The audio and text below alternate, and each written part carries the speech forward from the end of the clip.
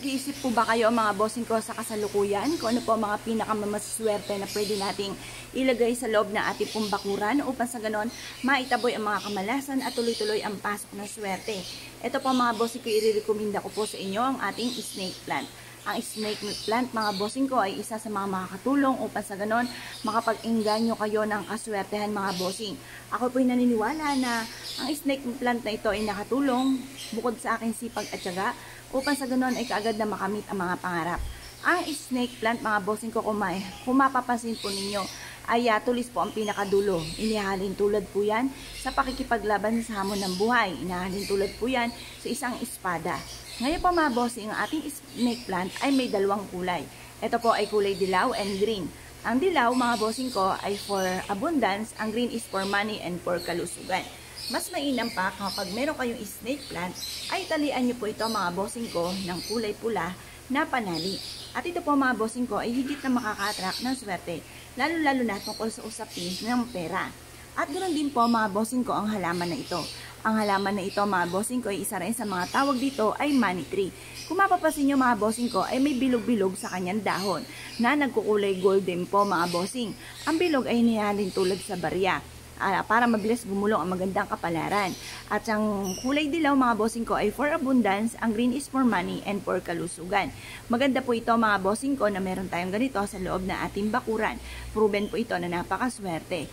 At kung mapapansin nyo mga bossing ko, ang aming jade plant ay napakatayog na mga bossing. Isa rin po ito sa nagtatawag na swerte at nagtataboy ng kamalasan. Kaya mainam na meron din kayong ganyan mga bossing ko sa loob ng inyong pong bakuran. Ito rin po mga bossing ko ang ating pong bamboo plant. Ang bamboo plant mga bossing ko ay good of fortune. Napakaswerte nito mga bossing ko sa ating bakuran. At yan po strong relationship din po ng family. Para hindi lang lagi naman tungkol sa usapin ng pera, nandun din po mga bossing ko para sa kalusugan at nandun din po ang swerte sa buong pamilya mga bossing. Ito po isa sa mga subok na napakaswerte mga bossing. Ako pa mga bossing ko, mula na naglagay ako ng ganito at ganoon din po sa loob ng aming tahanan na nakababad naman sa tubig mga bossing ko, ay ang daming blessing na dumating. At isa rin ako sa magpapatotoo na ating pong bamboo plant ay napakaswerte.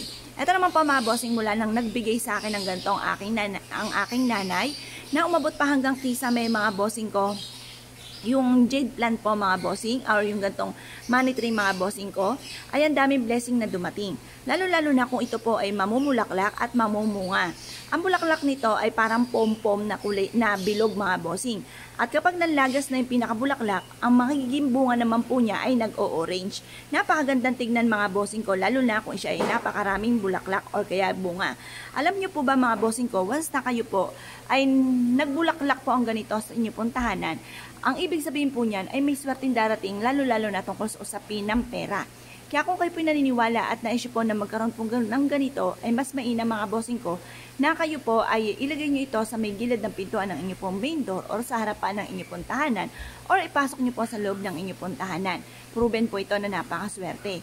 Yan po ang tatlong halaman na talaga namang maraming benepisyong dulot at isa rin po ako sa magpapatotoo po dyan na napakaswerte.